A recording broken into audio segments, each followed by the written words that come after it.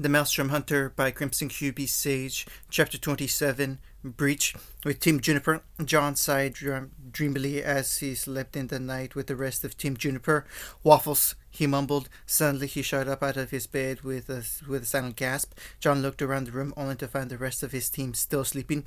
The blonde leader of Team Archfiend picked up his scroll and found that it was close to a few minutes after midnight. With another sigh, John slumped back down onto his bed, all the while he kept muttering, Archfiend Grim, and with no relation to a certain pineapple-haired Nara, troublesome. Next morning, the sun stood low in the sky as Team Juniper walked at dawn towards their bullhead, another bullhead flying overhead to the school campus. I'm sure they're fine, Pyrrha said, and twined her hand with John as to ensure her boyfriend that Team Ruby and Team Archfiend were just fine. You think? John questioned. Probably, Ren said. Then again, those guys are practically magnets for trouble. Let's just focus on our mission for now, Pyrrha stated. We're gonna be dubious, Nora exclaimed as she jumped onto Ren from behind. I just got this feeling. I don't know, John said. John, Pyrrha said before she could continue. The sound of alarms rang forward as the four huntsmen in training then noticed the city up in smoke. We're changing our missions. Everyone on board, John yelled. Ren, we'll make it to the village another time, he said after the team made their way towards the bullhead. Take us into the city.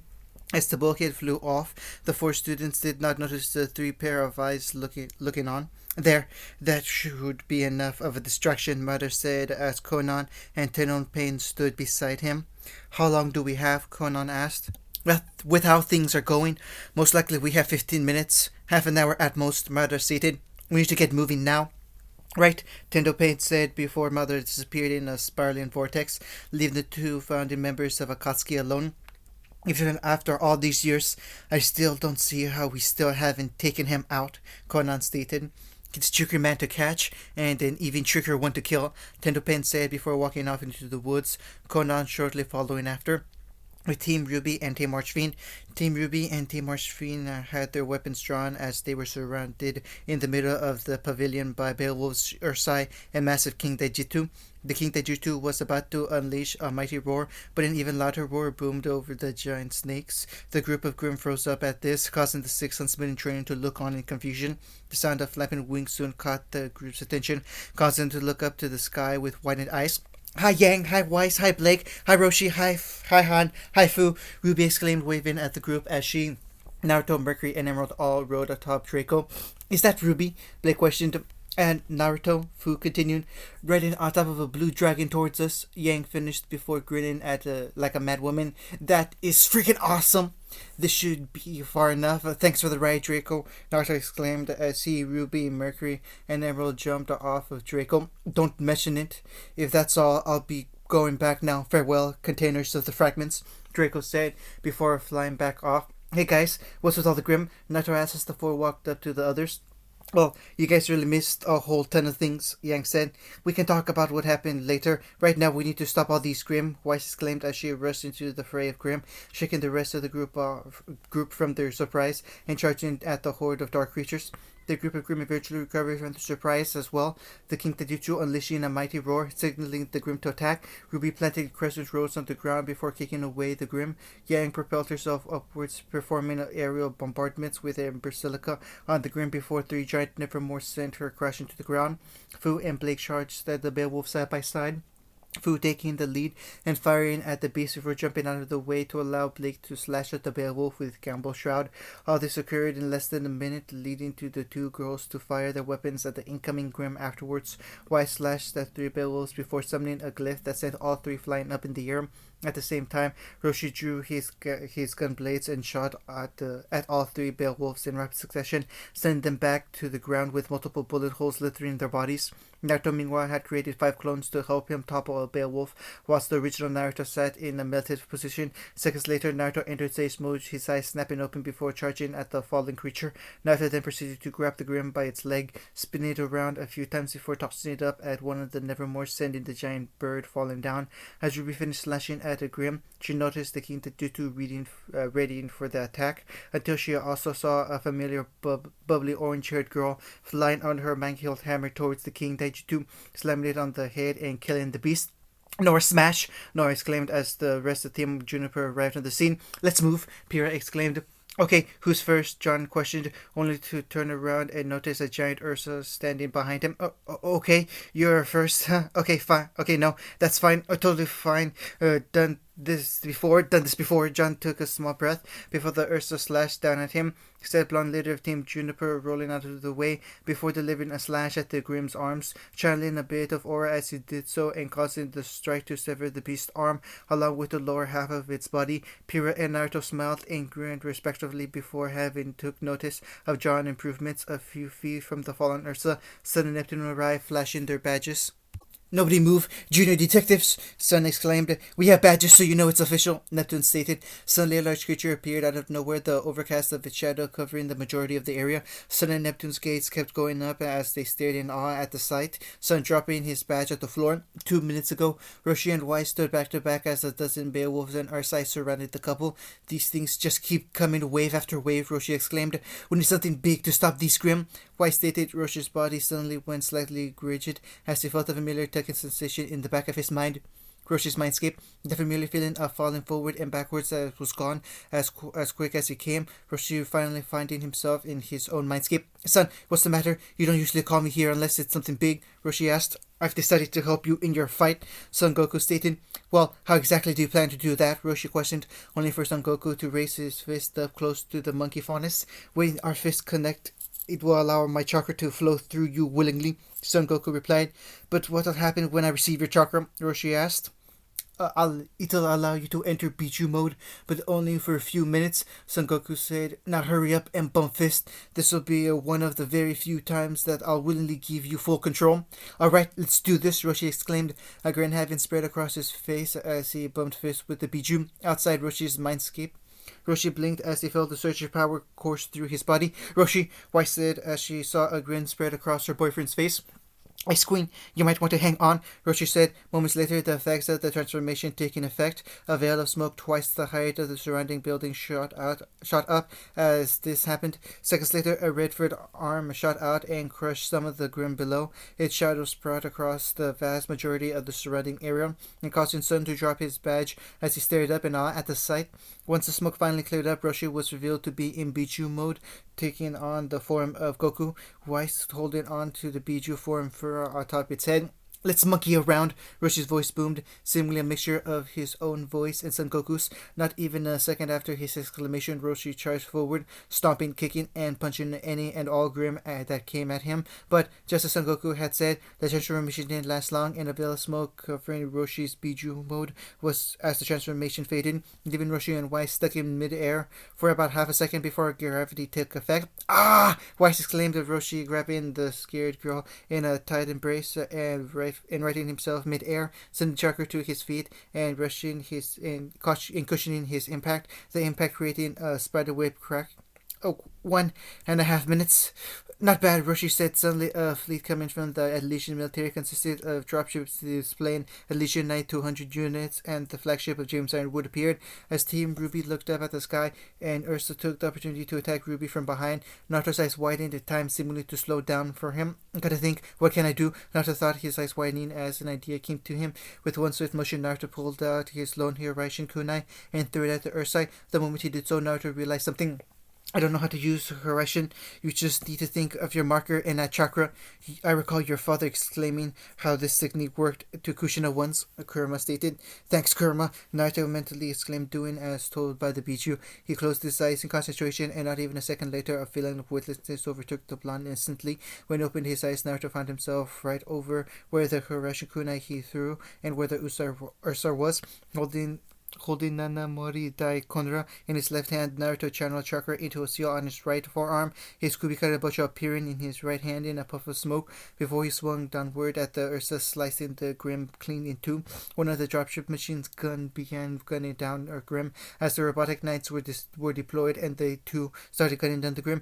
Two of the knights are stampeded on by a Barbertusk, but a separated group of 3 knights fired on the Ursa, and another Ursa had fallen from a night's punch. Another airship arrived, dropping off Team Coffee and Professor Peter Port. As Yatsuhashi was surrounded by a pack of Grimm, he swung his mighty greatsword on the ground, unleashing a shockwave. Velvet and Fox respectively kicked and punched the Grimm, and Fox unleashed a combo of slashes and punches that made a spiked Ursa explode, impaling the nearby Grimm with its spikes.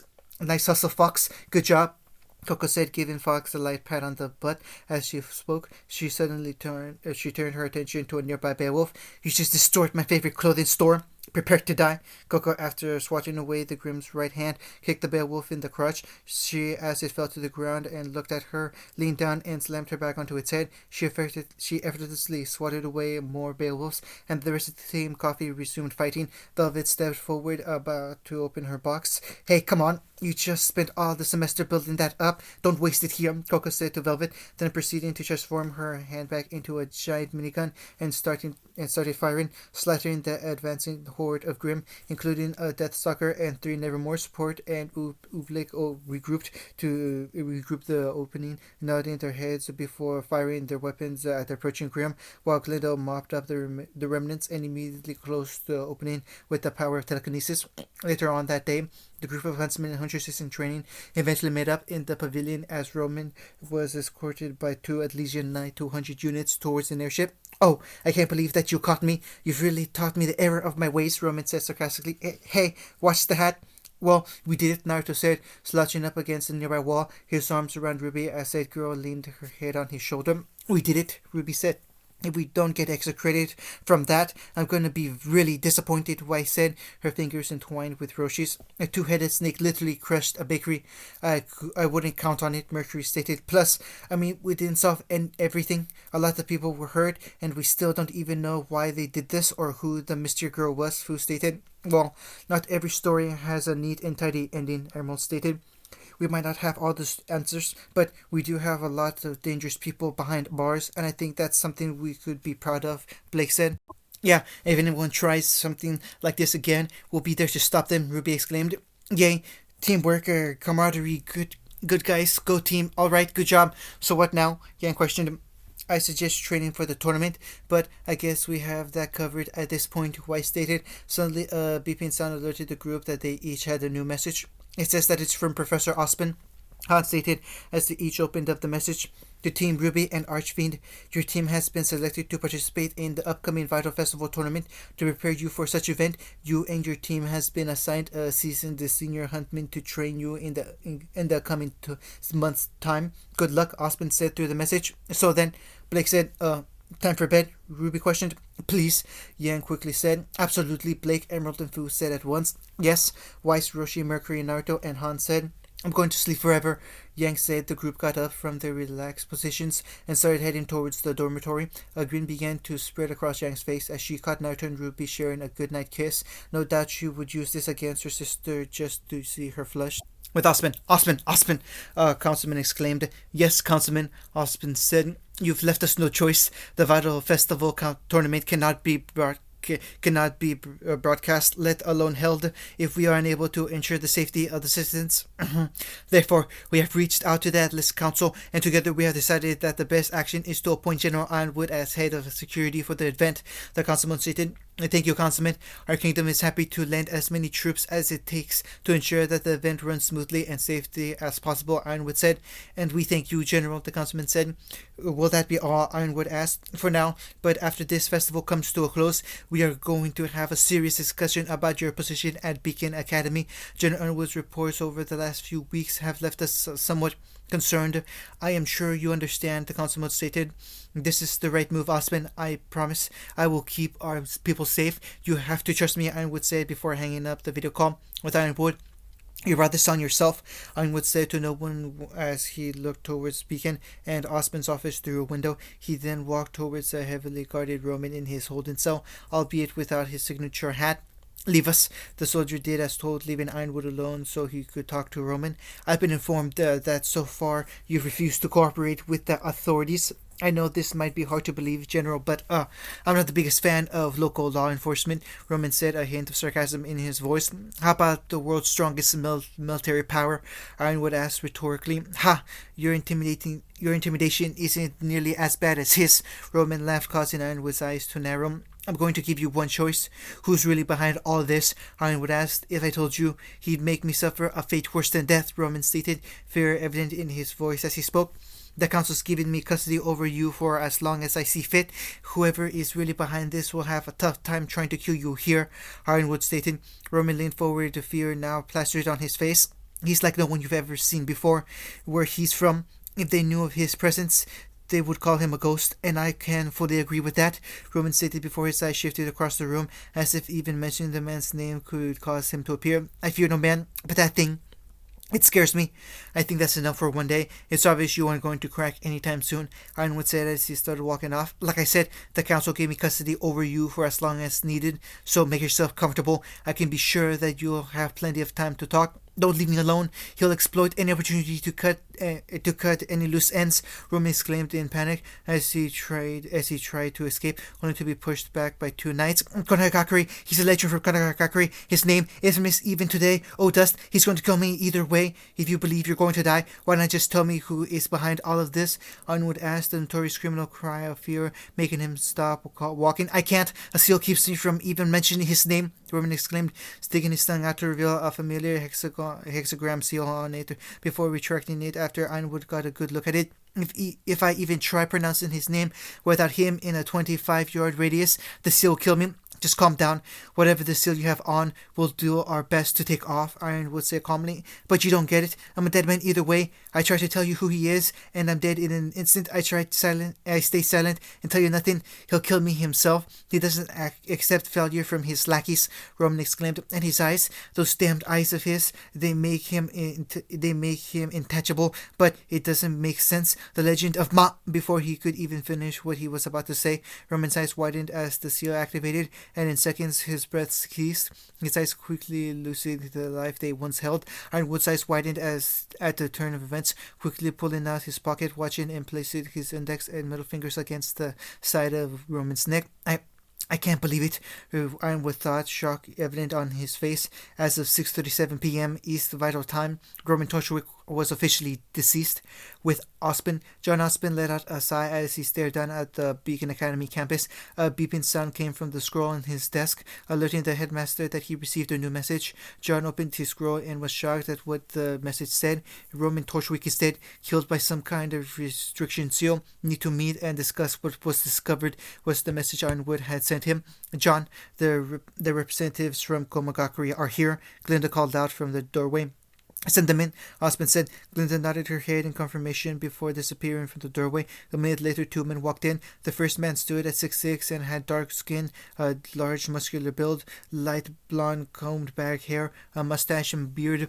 His face was very distinguished, with pronounced cheekbones and tear-throughs under his eyes, and a prominent crease across his forehead. He wore a kagehori and hat without the shirt underneath, further displaying his hulking physique.